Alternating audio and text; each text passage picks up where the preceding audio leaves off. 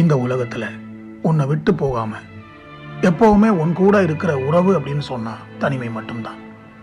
அந்த தனிமையை விட்டுட்டு நீ வேணும்னா யார் கூடயும் போகலாம், அது உன்னை தேடி வராது. ஒருவேளை நீ சேர்ந்து போனவங்க உன்னை பாதியில விட்டுட்டு போனா நீ திரும்பி வந்தாலும் தனிமை உன்னை ஏற்றுக்கொள்ளும், அது உன்னை வெறுக்காது. நீ குழம்பி போயிருக்கும் போது மட்டும்தான் தனிமை உனக்கு அழுத்தம் கொடுக்கும். நீ தெளிவாக இருந்து பார், தனிமையைப் போல் யாராலும் உனக்கு அமைதியை கொடுக்க முடியாது. எவ்வளவு பேர் சுற்றி இருந்தாலும் வாழ்க்கையில் கட்டாயமாக எல்லோருக்கும் ஒரு நேரத்தில் தனிமை அவசியப்படும். ஏனென்றால் எல்லோரும் இங்கே தனித்தனி மனிதர்கள். தான் யாரென்று தன்னிடம் கேள்வி கேட்பவன் தனிமையோடு பேசுவான்.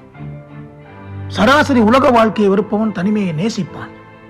தனிமையை விட இந்த உலகத்தில் எதுவுமே சிறந்ததில்லை என்று நினைப்பவன் துறவியாகிவிடுவான். கடந்து வந்த வாழ்க்கையில் நடந்த அழகான நிகழ்வுகளை மீட்டி பார்ப்பதற்கு தனிமை ஒரு நல்ல தருணத்தை தரும். ஆனால் அதே தனிமையோடு துயர சம்பவங்களை நினைத்து பார்த்தால் அது அளவைத்துவிடும். இருந்தாலும் கவலையை மறைப்பதற்கு மற்றவர்கள் முன் சிரிக்கின்ற எல்லோருமே கட்டாயம் அளவதற்கு தனிமையை தேடியே செல்வார்கள். சிலர் பேசும்போது கூட சொல்லுவார்கள், நான் நிம்மதியா இருக்கணும், என்ன தனியா விட்டுருங்க.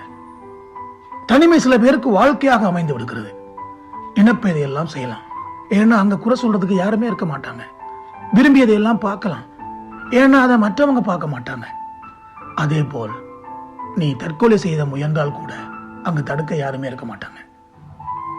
சிந்தனையாளர்களை தனிமை வளப்படுத்தும், ஆனால் மன அழுத்தத்தில் இருப்பவனை தனிமை நோயாளியாக்கிவிடும். தனிமை சுதந்திரம் கொடுக்கும், ஆனால் தனிமையோடு வாழ்க்கை முழுதும் வாழ்ந்துவிட முடியாது. தவறவிட்ட நேசங்களை, அவமதித்த உறவுகளை, தூக்கி எறிந்த இதயங்களை மன்னிப்பு கேளுங்கள், ஏற்றுக்கொள்ளுங்கள். தனிமையில் வாழ்ந்து கொண்டிருப்பவர்கள் மனம் திரும்புங்கள் அல்லது மறுவாழ்வை தேடுங்கள். இந்த பூமியில் இருந்ததற்கு எந்த அடையாளமும் வைக்காமல் கடைசி வரை யாரும் தனிமரமாக சாய்ந்து விடாதீர்கள்.